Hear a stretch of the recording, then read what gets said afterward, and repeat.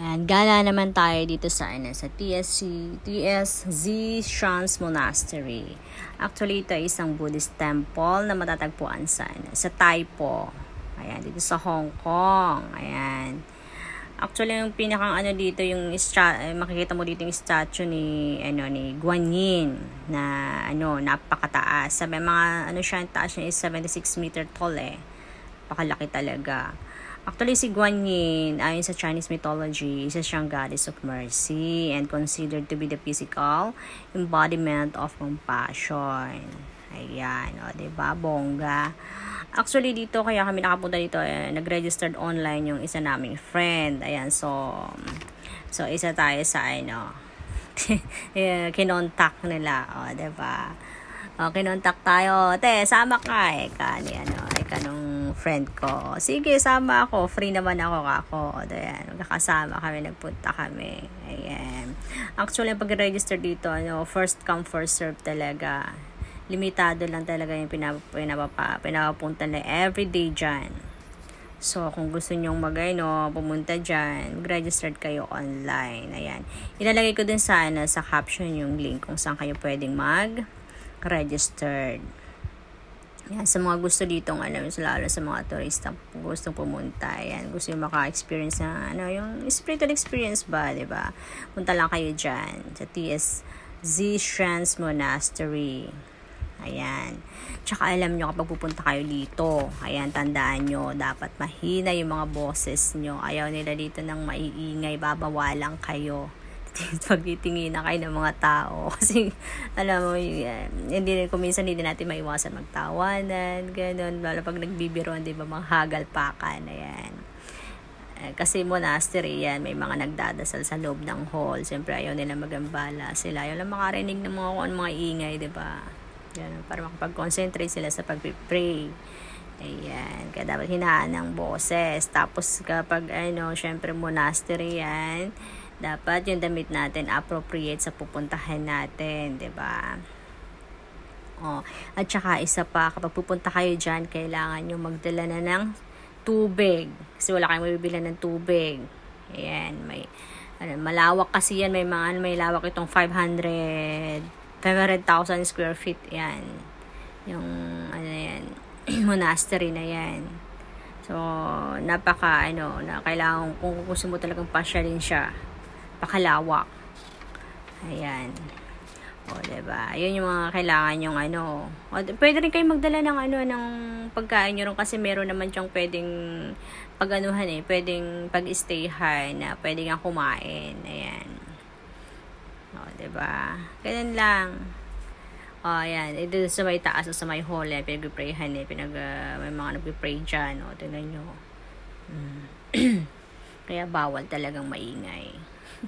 Hanggat maaari, isip mo na yung bibig mo. Kaya magsalita ka ng mahina lang, ganun. Ayan siya. Maraming mga nagpipray din sa loob eh. Actually, bawal doon. Pagpapasok ka sa loob, bawal mong kuhanan ng pwede kung nasa labas ka. Pwede kang pwede mo siyang kuhanan. Yan. Zoom mo na lang kung gusto mong makita yung loob. Ayan, napakalawak niya na yung ganda eh. First pala ito, sa may entrance pa lang yata to. Doon kami sa may entrance niyan. Ayan, ang lawak niya talaga. Nakaka-relax kapag nandiyan ka na sa loob. Talaga. As in, hindi siya crowded. Ganun, kasi nga limited lang talaga yung pinapapasok nila. Ganun. Diba? Ayan lalaro muna kami. Lalaro talaga. Pang reels daw. Diba? Ayan. Ang ikain nito, katiray ka ng araw yan eh. Dyan, sige. Wala kami magawa. Diba? Ayan, pupunta kami dun sa may dun sa may tawag dito. Sa may holy water. Ayan, tapos ibuhos mo dun sa may parang fountain siya. Dun sa may malapit dun sa may statue ni Guan Yin. Ayan, punta tayo dun. Ayan, punta kami. Ayan. Ayan siya. Ayan, malapit na. Diba? Kung gusto mo ma-experience yun, ayan, para worth it yung pagpunta mo dyan. sa monastery. Ayan siya. Oh. Ayan yung water. Ayan. Tsaka meron siyang parang, hindi naman ritual. Ewan na, basta meron kang sasabihin doon kapag pupunta ka doon sa may, buhos mo yung tubig na yan doon sa may fountain doon. Mamaya, makikita natin yon. Ayan sila, oh. Yung mga, sila lola, oh. Di ba? Ayan. Ayan, kung kasalukin mo siya, konti lang naman ilalagay mo, hindi mo kailangan punuin yung bowl na konti lang din ang ilalagay mo na tubig para hindi siya magtapon. Ayan siya. Diba? Ang clear ng tubig, yung pinapaliwanag sa amin kung ano yung gagawin namin. Ayan. Sa amin na naman ni Lola, bilang pagrespeto dun sa statue kay Guanyin. Ayan. Dapat yung paghawak mo yung bowl yan, dalawang kamay. Saka concentrate ka talaga habang naglalakad doon. Bilang pagrespeto na rin sa kanila, sa religion din nila. Ganun. Ayan, sinasabi nyo, ayan, bubuhos mo daw doon sa may doon. Yung parang malaking yan eh. Para sa lalagyan ng tubig, gano'n. Ayan yung bowl nila. Nakatawa nga magaling naman mag-explain si Lola. Diba? Meron siyang sinabi sa parang hindi ko na kasi maalala. Sorry naman. Ayan. Basta hanapin nyo lang yan si Lola pag napunta kayo sa TSC. Doon lang naman yan eh. Ayan, na-explain niya sa inyo. Ayan, ganun daw yung gagawin nyo. Kapag ilalagay niya yung tubig doon sa may parang malaking lalagyan, kawa ba yung tawag doon? Basta lalagyan, paglalagay, ibubuhos mo doon yung tubig. Ayan, so ayan, ready na kami, pupunta na kami. Ayan, kukuha na kami ng tubig. Ayan. Lalagay na namin doon. Ayan, diba? Punta na tayo. Yan, pila-pila din niya, hindi yan siksikan. Diba? Benga. Ayan, salok-salok na din ako. Yan, tinulungan ako ni Lola. Ayan daw, ganun daw ang paglagay, sabi niya. Okay. Diba, nakakatuwa lang. I-guide ka talaga nila kung paano yung paglagay, ganun. Diba, kung puno ba or hindi, ganun. Hindi naman kasi talaga pupunuin yan eh. Kunti-kunti lang din ang ilalagay. Ayan, Gora na tayo. Gora bells na tayo. Ayan, si Guanyin, diba? Ang laki-laki niyan. Diyos ko, pag talaga nandiyan ka talaga. As in, ma-amaze ka sa sobrang taas. Maki mo naman 76. Ayan, diba? Grabe, 76 meter tall. Ayan, ayan, punta na kami. Diba? Ayan. Hinay-hinay lang sa paglalakad, baka matapon. Matapon ng holy water. Diba? Ayan, dyan na kami, malapit na kay Guanyin. Ayan, Goddess of Mercy. Ayan, yung malaking lalagyan na sinasabi ko. Ayan, dyan mo siya lalagay. Meron kang sambitin na prayer. Parang prayer, ganun. Parang sign of respect lang din. Diba? Tapos yan, ibubuhos mo na. Ganun.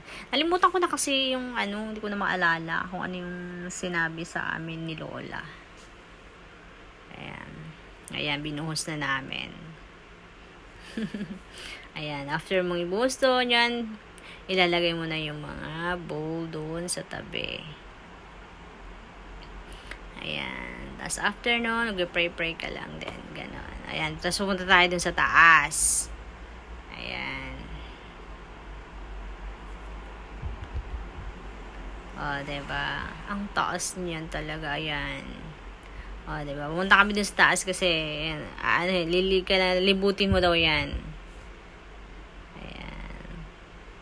Libutin mo siya ng counterclockwise yata yun. Oo, counterclockwise.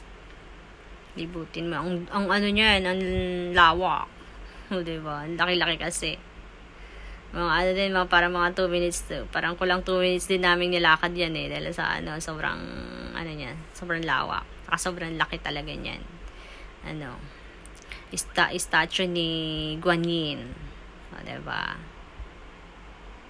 Laki oh. Kaka-amaze. Ayan. Naka 0.5 na yan. Binibidyo ko naka 0.5 talaga para makuhanan mo eh. Ang laki-laki kasi. Diba? Kaya sa mga gusto pumunta rito, isali nyo na sa bucket list nyo sa mga turista, mga gustong mamasyal. Yan, sa Hong Kong. Puntahan nyo din yan. Isa rin sa sikat na yan, tourist spot. Yan. O, diba? Laki-laki. Kaloka. Ayan, di na natapos. Ayan, hanggang sa harap niya. Ayan, talagang niliwod din namin yan hanggang sa harap, tapos likod. Ganun. Oh, laki-laki niya kasi. Si Guan Yin. Ayan. Ganda-ganda oh, diba? Nakaka-amaze siya. O yan. Ganyan siya oh. Ang laki. Sa picture, sa video, medyo maliit lang. Pero pag talaga nasa personal na puntahan mo, napakalaki. Ayan. Pababa na kami. Paalis na kami. Ayan. Isa pang ikot. Ayan, diba? Punta na kami, magpapahinga. Kasi makapagod. Init yan eh. Parang mga, patanghalian na yan. Ayan. Kaya bababa na rin kami. Punta kami din sa may lugar na kung pwede kang kumain doon, pwede kang magmerienda. Yan, baba tayo. Ayan, dito na siya. O, diba? Dito na kami rest din pag my time kasi tanghalian na. O, ayan. Yan, may nawawala yata si Ateng. Oo. Nahalungkat sa bag niya. Yan, mag-isa naman doon kasama namin. Isa si Catherine. Ayan. Di kasi kami kasya. Isang table. Ayan. Papahinga. Ayan. Dito natatawa ako dito eh. Gusto sana namin pumili. Nagtuturoan kami. Gusto namin matikman yung bun na pinamimigay nila.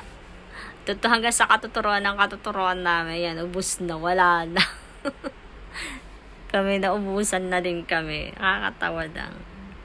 Ayan, free kasi yun eh. Ayan, gusto mong matikman yung ban. Marami pa nakapila dyan pero naubusan din sila. Hindi enough yung ban na pinamigay nila that time. Diba? Nakakatawa lang experience. Pero worth it naman talaga yung pamamasyal dyan. Kaya sa mga gusto mamasyal, yan, na kayo. Registered na kayo online. Yan. Alis na kami. Bye-bye na. Bye-bye, guys.